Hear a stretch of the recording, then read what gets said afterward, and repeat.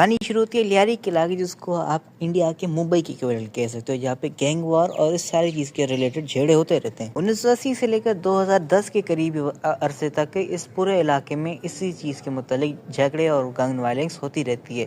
और बिल्कुल ही peak detail narration के लिए अब यूट्यूब पे आप इसका बस नाम लिखें तो आपको भर भर के 50-60 GB का डेटा मिल जाएगा।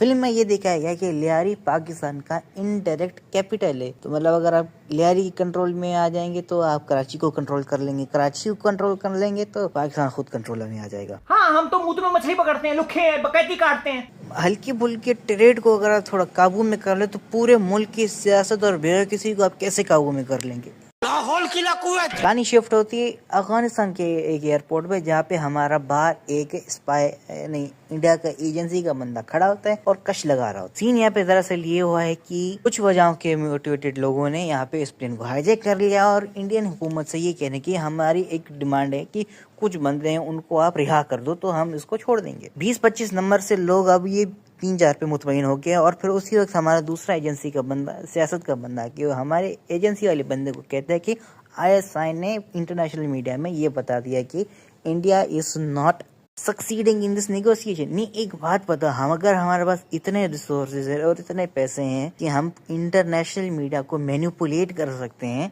तो इंडिया अभी तक इंटैक्ट क्यों है? क्या गुंडा बनेगा रे तू? उसके बाद निगोशिएशंस खत्म हो जाती है। फिर जो बंदा उन्होंने तलब किया होता है फिर उसको वो इंडियन हुकूमत छोड़ देती है। फिर कुछ अरसे बाद इंडियन पार्लियामेंट में हमला होता है और फिर बाद में हमारा एजेंसी का बंदा कहते हैं काम करते हैं, इन्हीं के इलाके में अपना बंदा भेज देते हैं और सबको ये मार डालेगा। खुद का उठता नहीं और हमें समझा रहा। असल में वो ये प्लान 2 साल पहले ही सोच के बैठा होता है, लेकिन किसी ने तवज्जो नहीं दी। लेकिन इस दफा जब घर में घुस गए किसी ने मारा तब जाके इनको अकल आई। अच्छा, ये जो मुत्तहिद लोगों के ग्रुप्स हैं, इंडिया कैसे हैंडल करना चाहिए था? सीधी सरल बात यह कि पाकिस्तान की हुकूमत के साथ मिलकर करना चाहिए था, क्योंकि इन छोटी छोटी गलतियों के बड़े बड़े अंजाम ने हमारे मुल्क में भी बहुत ज्यादा उधम मचाई हुई। लेकिन नहीं, ये पता नहीं किस चरसी नशेड़ी को रिहेबिलिटेट करके इंडिया की तरफ से पाकिस्तान भेज देते हैं। नहीं, सीरियसली कोई किसी भी एजेंट में इतनी ताकत नहीं कि खुद ब खुद अपना आप वहाँ पे जाए और इंडिया को सर्व करे। नहीं, आपको क्रिमिनल्स भेजने। अपना ही फिक्का खोटा है। जिस बंदे की जिंदगी का कोई मकसद ही नहीं है, क्या चांसेस है कि वो यहाँ आके सेटल नहीं होगा और आपका मिशन कंटिन्यू करेगा?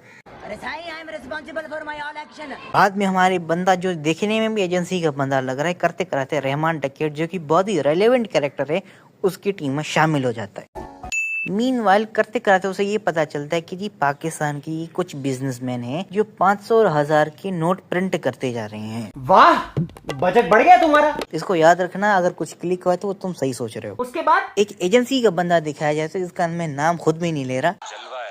उसको अपनी आइडेंटिटी खुलेआम बयान करने में कोई खौफ ही नहीं है। भाई, एक ही किताब जहाँ तक मैंने पढ़ी उसमें यही लिखा हुआ है कि जी एजेंसियों का नाम कहीं पे भी नहीं लाया आना चाहिए, लेकिन इसको तो निकनेम मारखोर का दिया हुआ है मूवी में। साहब को तौफीक होती है तो इंडिया के ऊपर एक 26 नवंबर पे हमला किया जाता है। इसको याद रखना ना, जो भी तुम सोच रहे हो सही सोच रहे हो। बदले की आग में झुलसते हुए अगला रहमान डकैत को मरवा देता है by the help of Chaudhary Aslam, जो कि एक और रेलेवेंट कैरेक्टर है लियारी में। अगेन यूट्यूब पे 50-60 टेराबाइट का डेटा पड़ा हुआ है। हाँ, गूगल कर लेते हैं। फिर मूवी इस क्लिफ हैंगर पे और इस क्लियरिटी के साथ खत्म हो जाती है कि जी हाँ, हमारे बंदे जो है इतने कैपेबल नहीं है, तो हम क्रिमिनल्स को रिहेबिलिटेट करके भेजते हैं। और फिर एक रिवेंज नामी पार्ट 2 का अनाउंसमेंट करके फिल्म चली जाती है, जो कि 4 महीने बाद आएगा।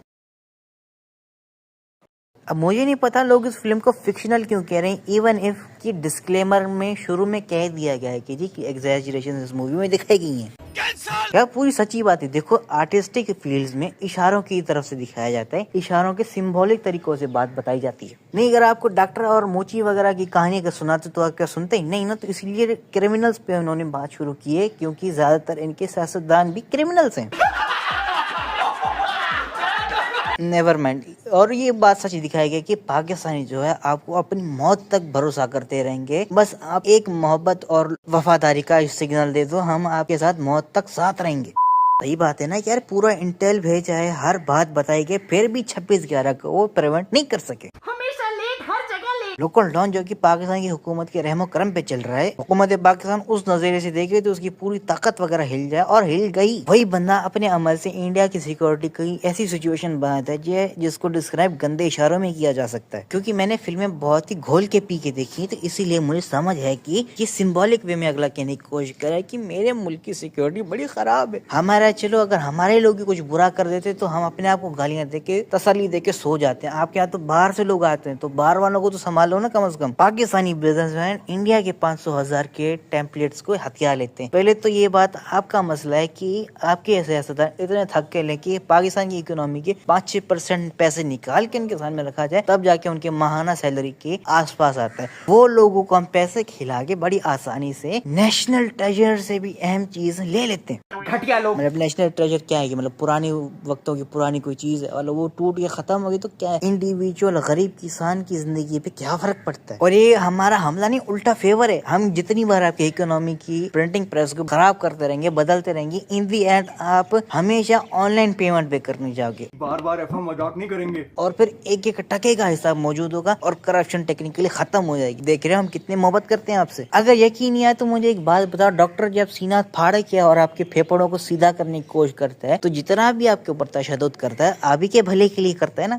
टैलेंट है यार। नहीं, लेकिन वैसे थैंक यू हमारी तरफ से बनता है कि आपने हमारी कंपनीज के मतलब चाइनीज कंपनीज के स्टॉक वैल्यू बहुत ज्यादा बढ़ा दी और अपनी वालों की जमीन के नीचे करा दी। इंडियंस अमेरिका से मदद की भीख मांगते रहे और अमेरिका भी गाजा दिखाता रहा। तो भाई साहब ऐसा हुआ तो ट्रम्प भाई साहब ये ढोल बजाते फिर रहे हैं कि जंग मैंने रुकवाई है, जंग मैंने रुकवाई। अगर आपने कुछ ऐसा बड़ा उखाड़ा है दे दो जवाब।